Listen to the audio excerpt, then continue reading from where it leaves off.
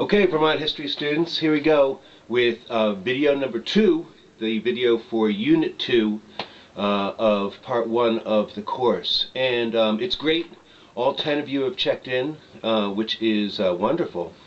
And the main thing we need to really accomplish today is I need to give you your uphill and downhill orientations, and divide you up half and half so that you can do town meeting by next Monday, which is just a couple posts to the discussion board.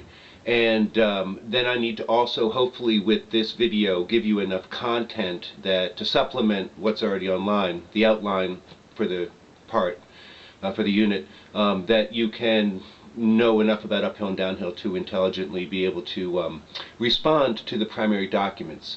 There are instructions for the town meeting up there, and so please read through the instructions and before you address the primary documents. And again, that's not due until next Monday. I want to give you plenty of time, but any time before then would be fine. I'm also going to put up another discussion question to be responded to by like Friday morning. Would be great. We had 2 discussion questions for the first unit, and we'll do 1 for this time. And because I really want to get you to think about a specific question. The answers to the 2 discussion questions were wonderful. There was a little bit too much consensus that it doesn't matter that it's really Ethan Allen's house. I don't like consensus. History is about being confused. But then I think Jennifer wrote in and said, yeah, it's a joke. It's not really his house. So I thought that was really great, and is an important perspective as well. You know, hopefully the outlines that I put up online with each of the units, those work for you. Obviously don't want to make them too long, you know, and I really want them to emphasize and be easy to read. I want them to emphasize specific main points, but I also want to give you enough material that they make sense. So I spent a lot of time on them, trying to revise them and tinker with them on a constant basis this week. So hopefully these work for you, but tell me if they don't. But they do meant to emphasize some main points. And the main points are these. First of all, you should appreciate by now, you should get that Vermont emerged as, by chance in many ways, it emerged out of disputed land titles. The colonial governor of New Hampshire, basically in the 1750s, handed out land titles to the land that became Vermont, even though he didn't necessarily have any legal authority to do it. And these land titles descended down to the bottom, basically, of the economy. There, in many cases, land titles in colonial America were used as currency in a currency-poor economy. But they ended up in the hands of people who were desperate or crazy or ambitious enough to settle in what became Vermont on those grants, particularly in the Bennington area and on the east side, in larger family units, and larger lots of these land titles were bought up on the east side. In 1764, the Crown, the Privy Council of England, ruled that New York had jurisdiction over what became Vermont, and the land titles were invalid. But it gave New York jurisdiction, but it didn't necessarily rule about the validity of the New Hampshire land grants, which was the thing. And so New York, wanting to have its own land patents legitimized and make money that way, tried to eject or delegitimize the New Hampshire land grants. The people who owned those grants had already cut down the forest and were farming the land, and it's about 6,000–7,000 people by the late 1760s. And they said that they refused to abide by New York jurisdiction for a variety of ideological and practical reasons. And off you go with the Green Mountain Boys. It was a pretty low-level sort of dispute. There wasn't a lot of killing going on, but it was, you know, Ethan Allen and his friends, the people surrounding him in Bennington, were outlaws. And New York called in a colonial governor named Tryon, who was a real badass, had already put down the Regulator Rebellion in North Carolina. And so it was that sort of struggle. I want you to appreciate that the east side of Vermont was much less interested in resisting New York authority for a variety of reasons. And there's a big difference between the east and the west sides of the state. The east side had the reputation, at least, as being more pious. The East-West differences matter a lot less over time, but they do matter a great deal when it comes to the writing of the Constitution. In between is the Westminster Massacre in 1775, happened about a month before Lexington and Concord, and that was over on the east side. People on the east side in Westminster refused to allow the court to sit, and a New York posse showed up to disperse the crowd around the courthouse who wanted to foreclose on people's land titles. And the they took over the courthouse, the posse did, and the people bum-rushed the courthouse in order to try to eject the posse, and there was shots fired, and 2 people got killed, which I guess is a massacre, but the Green Mountain Boys used this very effectively in order to promote their cause on the east side. But when you get to the Constitution in 1777, first, 2 things about it. First, it was written all by common men, and this very much differentiates it from the colonial the state constitutions of other former colonies. They took parts of Pennsylvania's Constitution, parts of Connecticut's Constitution, Pennsylvania's being quite radical, Connecticut's much less so, and sort of combined them and then added some things, like outlawing slavery in the first clause, in order to come up with what they wanted.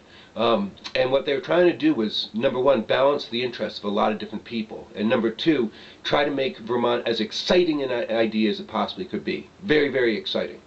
So that it would capture people's imaginations and make them sympathetic and loyal to the Vermont cause. And so what they came up with was freedom and unity. Vermont would be a place that balanced, and Vermont's always been about balance. It would be the place with the perfect balance between the needs of the individual and the needs of the community.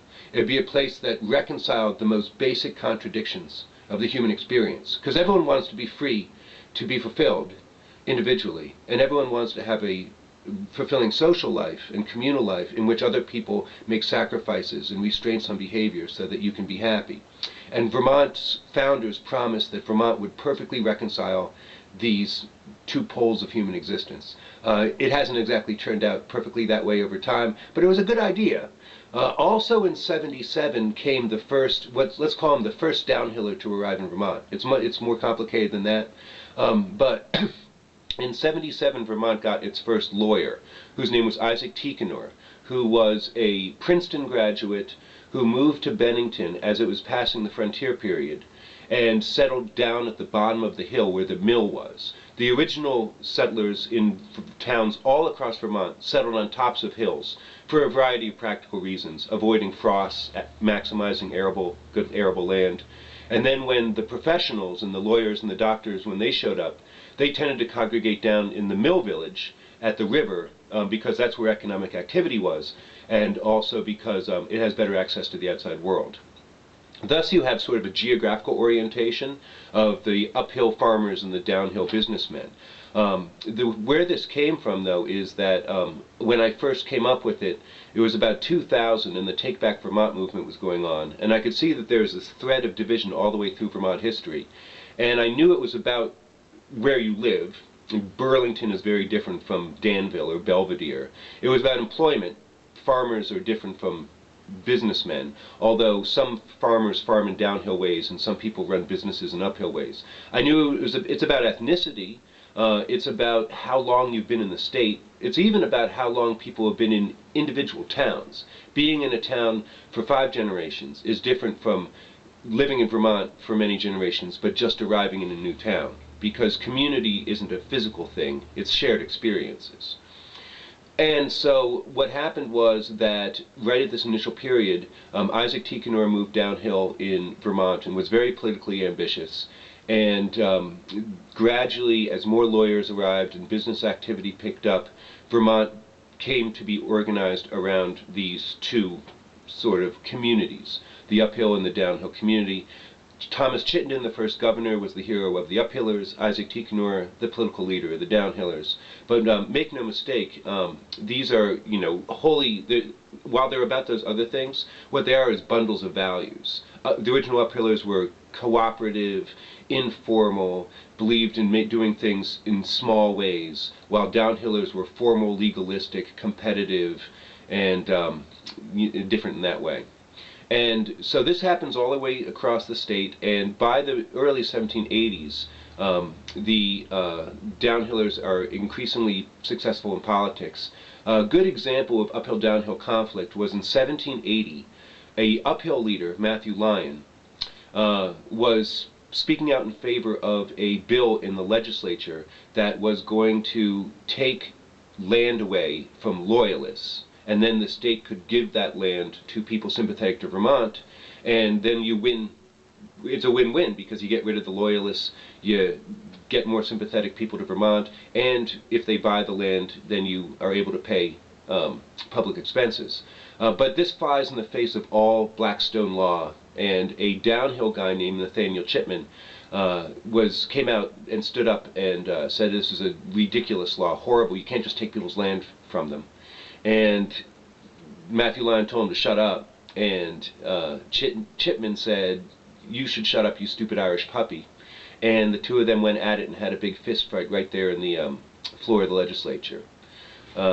So you've got a lot of conflict to come, but that's really where you need to be. You need to understand, uphill and downhill, they're not better than each other or anything like that. I tend to be pretty sympathetic to the downhillers, because I'm the most downhill guy you ever meet. Although I do own a chainsaw. But anyway, I think that's basically what you need to know, but particularly have a good look. I was just looking at it at section 4 of the outline, and hopefully that'll really nail it down for you and make a lot of sense. And then please do write me with whatever questions you might have about the course and about that, and mainly by the end of tomorrow, really, please respond to the one discussion question I put up, and then also prepare yourself to respond to the primary documents at your convenience and leisure by next Monday. Okay? All right, cool.